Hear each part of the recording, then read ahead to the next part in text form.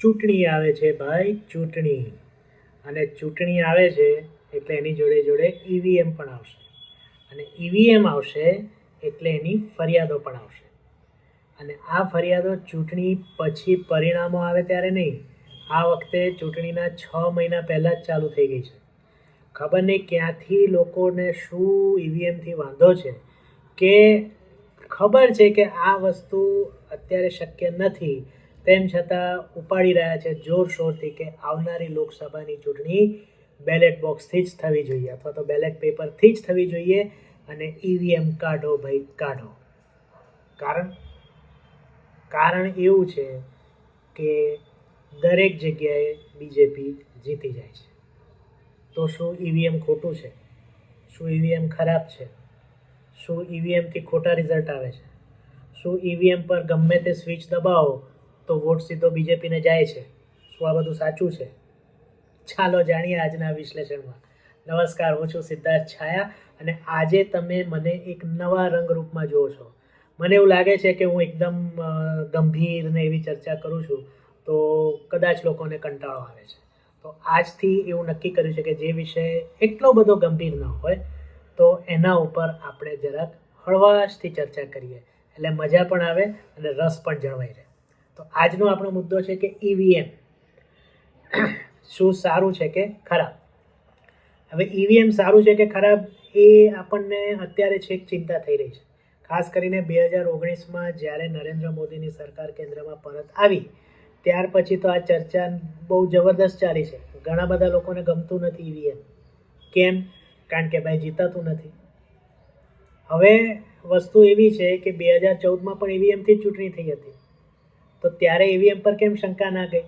ભાઈ ત્યારે તો અમારી સરકાર હતી, અમે કંઈ ખોટું કરીએ જ નહીં. જે ખોટું કરે નરેન્દ્ર મોદીની સરકાર જ કરે. આવી એક ધારણા બધે બની ગઈ હતી, અથવા તો બનાવવાની કોશિશ ચાલી રહી છે. આટલા બધા વર્ષોમાં, એટલે કે 10 વર્ષ, હવે 2024 આપણું આવી ગયું છે અને આ વર્ષે જૂન મહિનામાં પાછી ચૂંટણી થવાની છે. તો આ 10 વર્ષમાં કેટલીય વિધાનસભાની અને મ્યુનિસિપલ કોર્પોરેશનની ને બધી ચૂંટણી ગઈ, એમાં એક પેટર્ન એવી જોવા મળી કે જ્યારે બીજેપી જીતી જાય ત્યારે જ પેલી મીડિયાની ભાષામાં કહીને કે ઠીકરું ઈવીએમ ઉપર જ ફોડવામાં આવતું. બલકે વસ્તુ એવી થઈ છે કે છેલ્લા 4-5 વર્ષથી તો ઈવીએમ સાથે વીવીપેટ નામની ચિઠ્ઠી પણ બહાર નીકળે છે. તમે મત આપ્યો હશે ત્યારે ખબર હશે કે બાજુમાં એક મશીન હોય છે, એમાં તમે જેને મત આપ્યો એનું નામ અને એનું ચિહ્ન અને એના નંબર સાથે એક ચિઠ્ઠી એની મેળે બહાર નીકળીને કપાઈને પડતી હોય છે. દેટ મીન્સ કે જેને વોટ આપ્યો છે એ જ ચિઠ્ઠી એમાંથી નીકળે છે. તમે પણ જોયું છે. જો એવું ન થયું હોત, એવા 2-5 કિસ્સા પણ હોત, તો આજે ગાય વગાડીને આપણું મીડિયા દોડી ગયું હોત કે ભાઈ ઈવીએમ બંધ કરાવો. આટલું ઓછું હોય એમ લગભગ 2018માં જો હું ખોટું ન બોલતો હોઉં તો, ખોટું જો હું ન સમજતો હોઉં તો, બોલતો તો છું જ નહીં, પણ જો ન સમજતો હોઉં તો એક હેકેથોન કરી હતી ઈસીએ, એટલે કે ઇલેક્શન કમિશન ઓફ ઇન્ડિયાએ. અને એમને એમ કીધું કે ભાઈ આવો, જેને હેક કરવો ઈવીએમ કરી જાઓ. કોઈ ત્યાં પહોંચ્યું નહોતું. પહોંચ્યા હતા એ પણ વિલા મોઢે પાછા આવી ગયા હતા.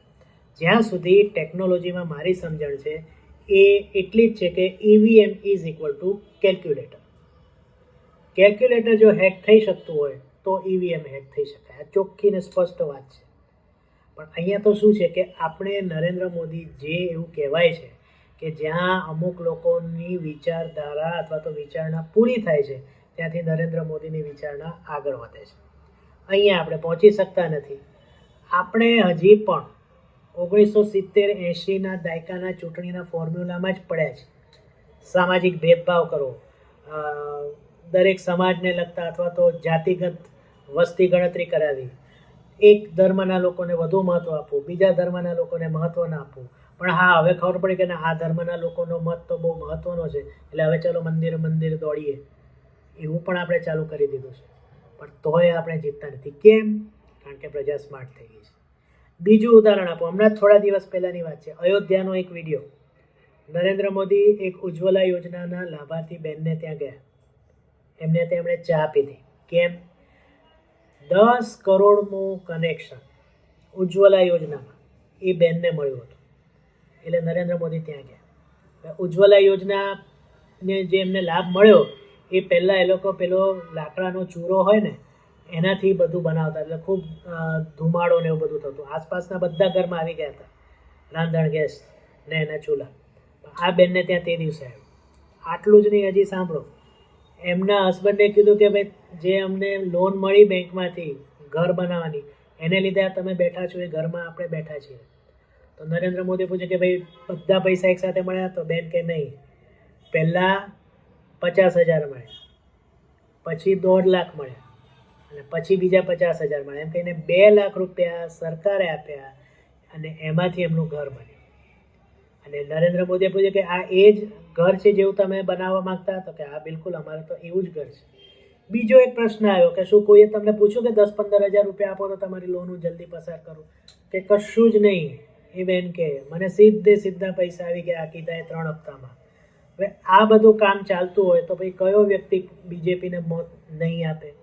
ભલે નરેન્દ્ર મોદી એમ કહે કે ભાઈ તમે જે બટન દબાવો છો કે સીધું મને આવે, વાત સાચી છે, પણ એમને તો એક ઉમેદવારને મત આપવાનો છે ને. હવે ઉમેદવાર ગમે તે હોય, પણ નરેન્દ્ર મોદીનો ચહેરો અને એમની યોજનાઓને જોઈને લોકો મત આપે છે. એ વાત એટલી જ સાચી છે. તમે ભક્ત હો, તમે દ્વેષી હો, પણ આ રેકોર્ડ ઉપર આ બધા પુરાવા છે. આજે આપણે જોઈએ તો પેમેન્ટ કેટલું ઇઝી થઈ ગયું છે. પહેલાં છૂટાની કેટલી મારામારી હતી કે 1 રૂપિયા ને 75 પૈસા કેશ ના આપો, ભાઈ 2 રૂપિયા છે તો 25 પૈસા ભૂલી જાઓ. હવે એવું નથી, 1 રૂપિયા ને 43 પૈસા પણ હશે તો પણ યુપીઆઈથી સરળતાથી ફટાફટ થઈ જાય છે. આ એ જ લોકો છે જે લોકસભા રાજ્યસભામાં કહેતા કે શું શાકભાજીવાળા પેલા વેન્ડિંગ મશીનો લઈને બેસવાના છે, પેલા ઘસરકા મારવાવાળા જેનાથી પેલા ક્રેડિટ કાર્ડ ને ડેબિટ કાર્ડ થશે ને તો 5 રૂપિયાનું શાક લેશે? ના ભાઈ, નરેન્દ્ર મોદી મેં કીધું એ પ્રમાણે જ્યાં લોકોની વિચાર અટકે છે ત્યાં એમનો વિચાર શરૂ થાય છે. એ લઈ આવે યુપીએ. એવું નહોતું યુપીએ પહેલાં નહોતું, એમને આવ્યા પહેલાં જ હતું, પણ પડ્યું હતું ક્યાંક ધૂળ ખાતું, એમણે બહાર લાવ્યું અને આ બધું સરળ બનાવી દીધું. દેશ વિદેશના લોકો પણ એનાથી પ્રભાવિત થયા છે કે ભાઈ આવું તો અમારે ત્યાંય નથી. સ્કેન કરો ને પૈસા ડેબિટ. મારે કોઈ બીજાને પૈસા મોકલવા હોય તો કોકને મારી પાસે પૈસા મને આપવા હોય તો પણ એકબીજાનો સ્કેન કોડ મોકલો એટલે પૈસા ડેબિટ. ચલો એ પણ નથી તો ફોન નંબર આપો જેની સાથે તમારો જીપે કે કંઈ કનેક્ટ છે, ફોન નંબરથી પૈસા સીધા આવી જાય. કેટલી સુવિધા મળી છે. ને હવે એમ કે છે કે આ બધું તો બાજુમાં મૂકો, ઈવીએમ સાચું નથી. તમને ખબર છે ઈવીએમ નહોતું ત્યારે પહેલાં શું થતું? મને તો એનો પણ અનુભવ છે. ગુજરાતમાં ઓછો, પણ બિહાર યુપી જેવામાં સવારે જ પહોંચી જાય બધા બંદૂકો લઈને કે ભાઈ ચલો તમારા બધાના મત પતી ગયા છે, હવે અમારો વારો. અને આખું બંચ લઈ મતપત્રનું ને જેને આપવાનું જે નિશાની સામે ફટાફટ બધે જ મત અપાઈ જતા. 3-4 કલાકમાં તો બધું ઊંચું મૂકી દેતા.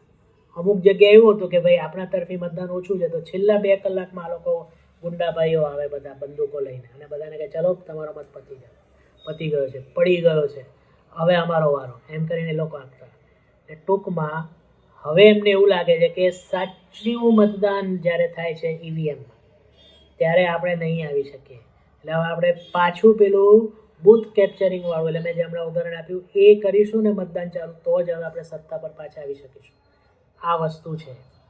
એ લોકો એવું કહે કે ભાઈ અમેરિકામાં નથી, ફલાણે નથી, ઢીકણે નથી. અરે ભાઈ એમની વસ્તી જુઓ ને આપણી વસ્તીની સંખ્યા જુઓ. તમને ખબર છે 1984ની ચૂંટણીમાં જ્યારે મતદાન પત્યું અને મતગણતરી શરૂ થઈ, લગભગ 3 કે 4 દિવસે પરિણામ આવ્યું હતું. ત્યારે લોકો અહીંયા અમદાવાદમાં ટાઈમ્સ ઓફ ઇન્ડિયા નામનો જે બિલ્ડિંગ છે ત્યાં બહાર મોટા બોર્ડ મુકાતા, કઈ બેઠક પર કોણ આગળ છે કોણ પાછળ છે. હવે તમે અત્યારે 8 વાગે સવારે મતગણતરી ચાલુ થાય છે, સાંજના 7-8 વાગ્યા સુધીમાં તો બધું પતી જાય છે. જ્યારે દુનિયા ફાસ્ટ થઈ રહી છે, અમેરિકાની વસ્તી નાની છે, અમેરિકાને પોસાય છે, પરવડે છે, ભલે કરે. આપણા માટે નવી ટેકનોલોજી પોસાય છે કે ફટ એક કામ પતે અને લોકો પોતાના કામે વળગી જાય. આટલી સરળ વસ્તુ છે તેમ છતાં નહીં, એ લોકો કશું સારો મુદ્દો લાવી નથી શકતા. એવું નથી કે બીજેપી કોઈ ભૂલ નથી કરતી કે નરેન્દ્ર મોદી કોઈ ભૂલ નથી કરતા, ઘણી ભૂલો કરે છે પણ એમને પકડતા આવડતી નથી.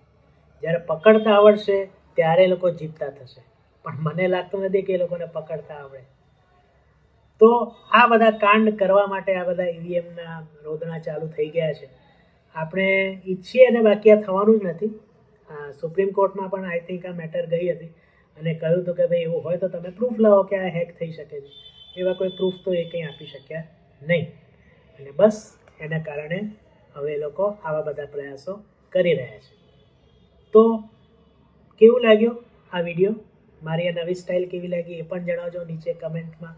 અને જો હજી સુધી આ ચેનલ તમે સબસ્ક્રાઈબ ના કરી હોય તો બહુ ખોટું કર્યું છે. ચલો અત્યારે જ સબસ્ક્રાઈબનું બટન દબાવી દો. ચલો તો હું 5 સેકન્ડ રાહ જોઉં છું. 1 2 3 4 અને 5 થઈ ગઈ સબસ્ક્રાઈબ. બસ તો હવે એક લાઇકનું બટન દબાવી દો. આ વિડીયોની લિંક જે છે એ તમારા મિત્રો અને કુટુંબીઓ સાથે શેર કરો અને કહો કે જો આ પ્રકારનો વિડીયો છે, તમને મજા આવશે. તો આવા જ નવા વિષયો સાથે આપણે ફરીથી મળતા રહીશું સિટોક્સ ઉપર. અને બસ મજા કરતા રહેજો, મજા કરાવતા રહેજો. આશા છે તમારું 2024 બહુ સારી રીતના શરૂ થઈ ગયું હશે. આગળના કોઈ નવા વિષય સાથે આપણે ફરીથી આ ચેનલ પર મળીશું. ત્યાં સુધી સિદ્ધાર્થ છાયાને આજ્ઞા આપો અને તમને બધાને મારા તરફથી આવજો.